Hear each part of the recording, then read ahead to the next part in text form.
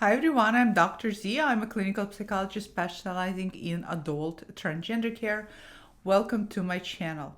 If you're new here or if you are regular viewers that have not had yet a chance to subscribe, please do subscribe. This way you are not only helping me, but you're also helping so many other people find this free educational, supportive, motivational content. So please do subscribe so other people can find this content as well. If you don't follow me on Instagram, link is below. Especially if you are trans femme, trans woman identified, you want to follow me on Instagram because I put out so much content specifically for all of you. And it's a great place to get additional support. It's also a great place for all of us to stay connected. So do follow me on Instagram. Link is in the description box. For today's video, I want to talk to all of you, regardless of what your gender identity is.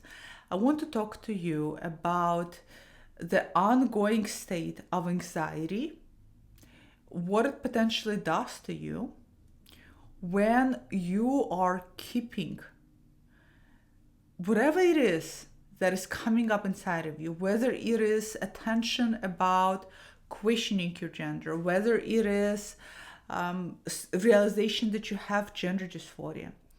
Maybe your egg has cracked and you are sitting there at home and you are wrapped up in fear and anxiety about what am I going to do?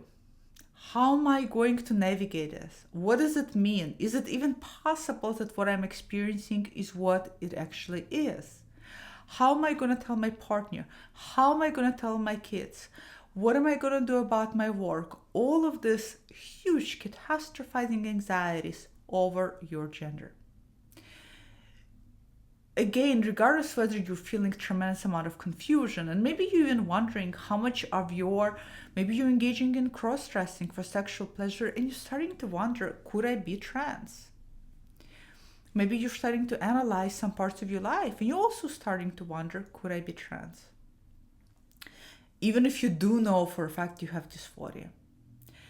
And you're sitting with all of this partially knowledge, partially confusion, partially uncertainty, and you are terrified, scared, overwhelmed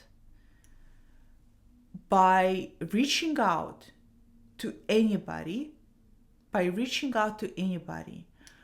to get a more concrete answer. This video is about fear of knowing, of finding out what exactly is terrorizing you or confirming what you already know about yourself. Now, I want to make it super clear. This is not a video about you need to see me because you don't.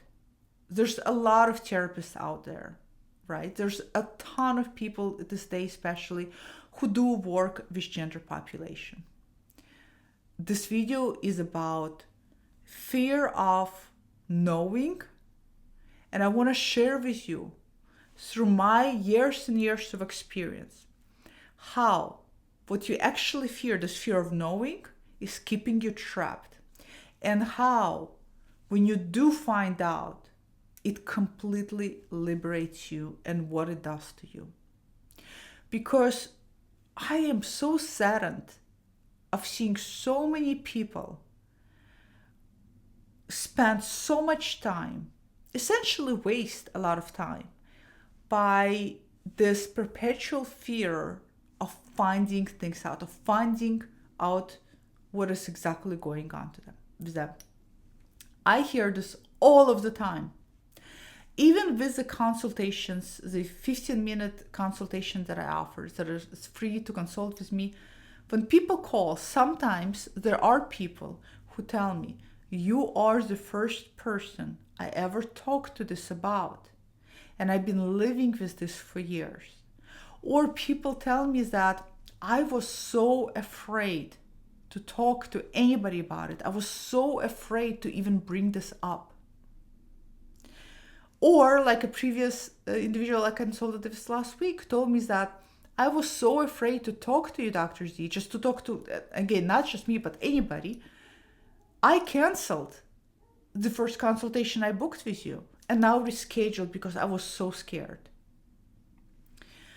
there is, I think for a lot of you, there's this fear that is linked and associated with the idea that if you know, if especially if somebody confirms your biggest fear, and for a lot of people, their biggest fear is I'm trans.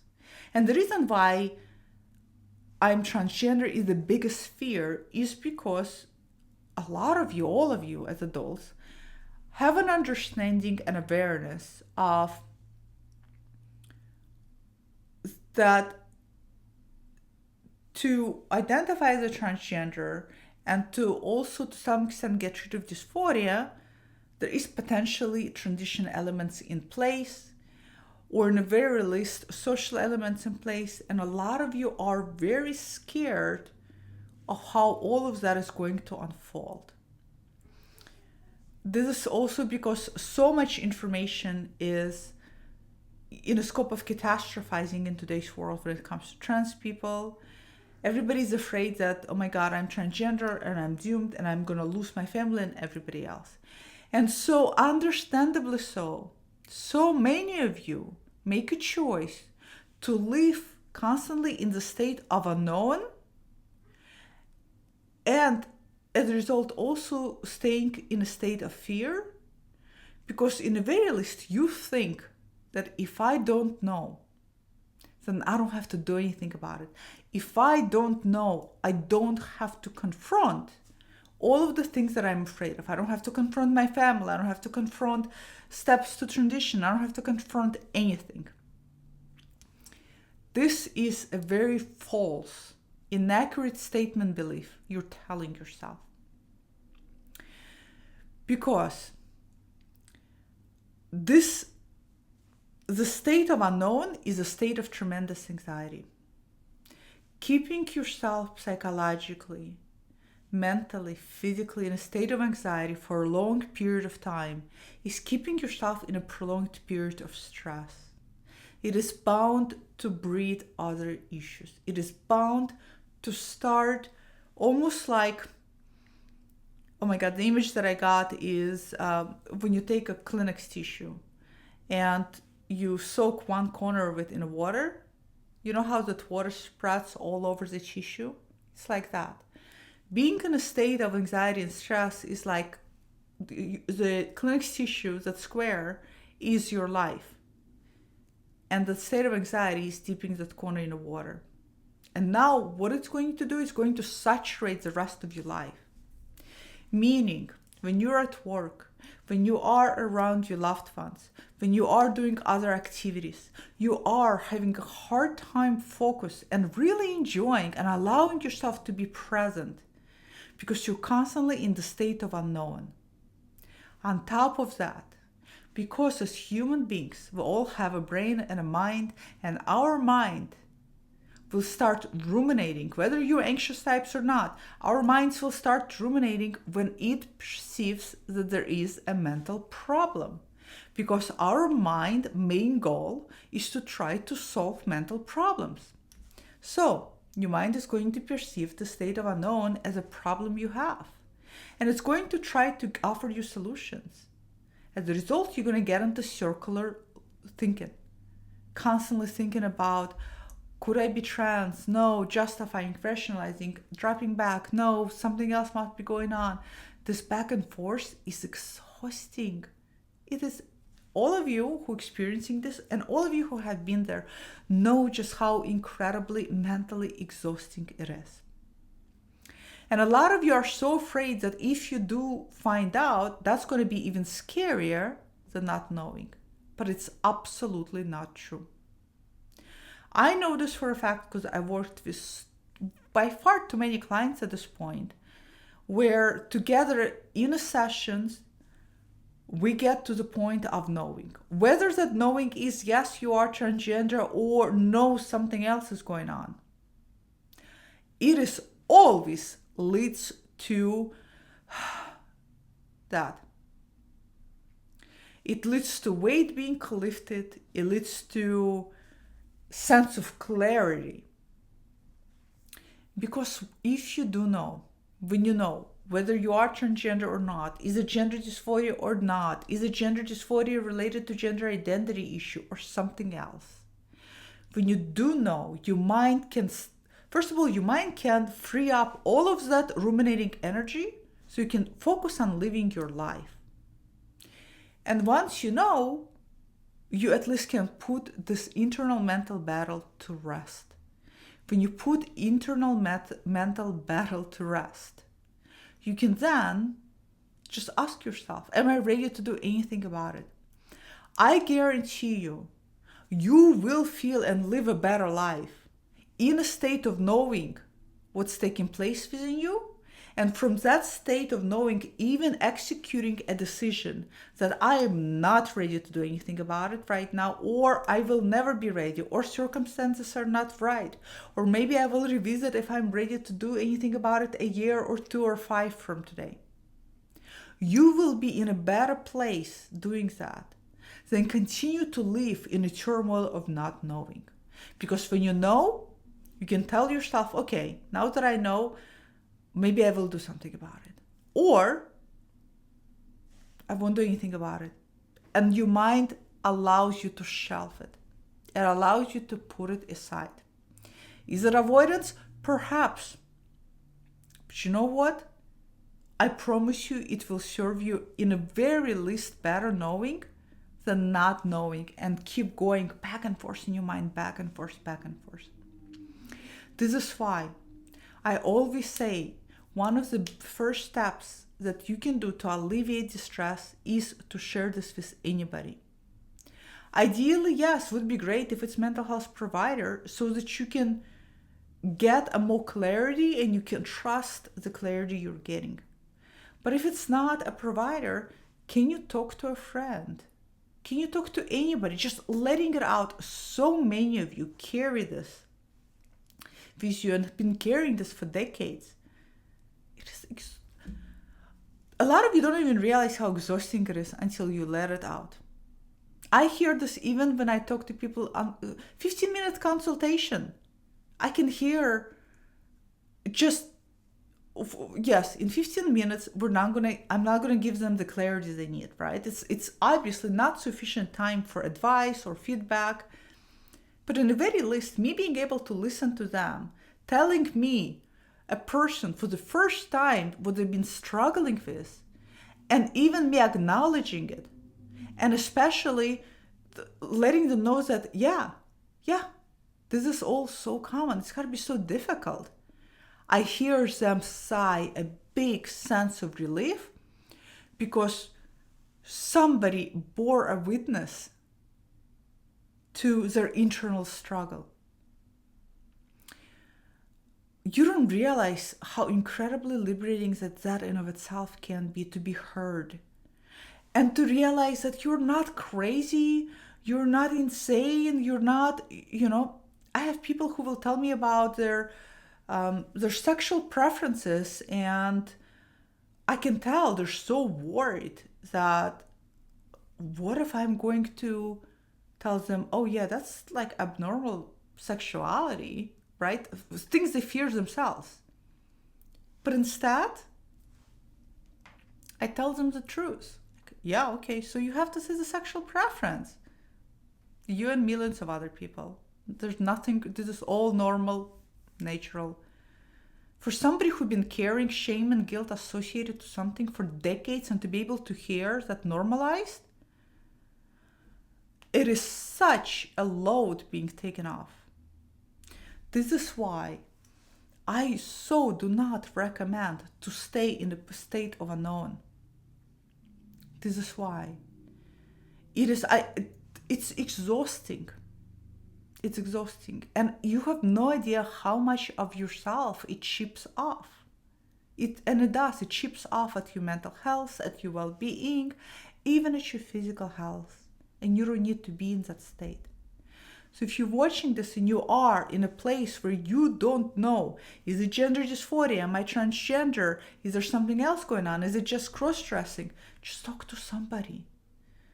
Look, even book free 15-minute consultation with me. There's no obligation, it's free. Am I going to be able to give you advice? I don't know. There's a lot of people who reach out to me who I can give them clarity, but there's certain things that I find to offer that is very helpful. Or sometimes the people are able to ask me something very specific within the scope of 15 minutes that I can answer. That I'm like, yeah, I can offer you this feedback right now. But in the very least, you will open up to somebody. Reach out to anybody, a friend, somebody you can trust, maybe a support group that you feel like a good environment on internet. Maybe right now in a comment section for the first time you're going to share something, but do open up. You don't need to bury this. You don't need to care. None of us, look, not a single person on the planet ever deals with anything alone. It may feel like we're dealing with everything alone. Oh my God, I know we all felt that. I, as somebody who is a businesswoman who does everything by herself, like editing videos, editing my content, everything you see that comes out from me, from a video to a workshop that I put together, my website I have designed myself. Everything I do myself. Partially because I don't have a luxury to hire a team. And secondly, my experience is that when I did delegate it and ask other people and paid the money, it's just, maybe I just have a particular set of aesthetic. The point I'm trying to make is that there's so many times when I feel so alone and I feel so exhausted. And then I realize I'm not alone. I realize that I go on YouTube every time I want to research and I want to learn about what is the best video camera, what is the best microphone. And there's lots of YouTubers who devoted their free time to share that content. And they're my teachers, they're my educators. So none of us ever goes through anything alone. You may feel like right now you are alone in trenches. You may feel like you are alone dealing with dysphoria, but you are not. If you're listening to me, you're not alone. If you're getting advice, support, feedback from me, you're already not alone. So we're never alone. We never we're also interconnected. So there is no need to have this internal thing within yourself without allowing somebody in. And it can help you and it will help you tremendously. So if you are in that position, again, please do reach out to somebody. I cannot emphasize how much talking to somebody, opening up can help. Again, it doesn't have to be me. It doesn't even have to be a therapist. Anybody. We live such an autonomous culture, such a not only autonomous, but I gotta be strong and I gotta deal with everything by myself. We forget that we are human beings, that we also need to be held, we need to be heard, we need to be seen, we need all of those things. So please do reach out if you are in that place. Comment below, let me know if you have been carrying this within yourself, how many years? If you already allowed somebody in, how many years did you carry prior to letting somebody in? Comment below. I love reading all of your comments, and I will see you all next time. Goodbye.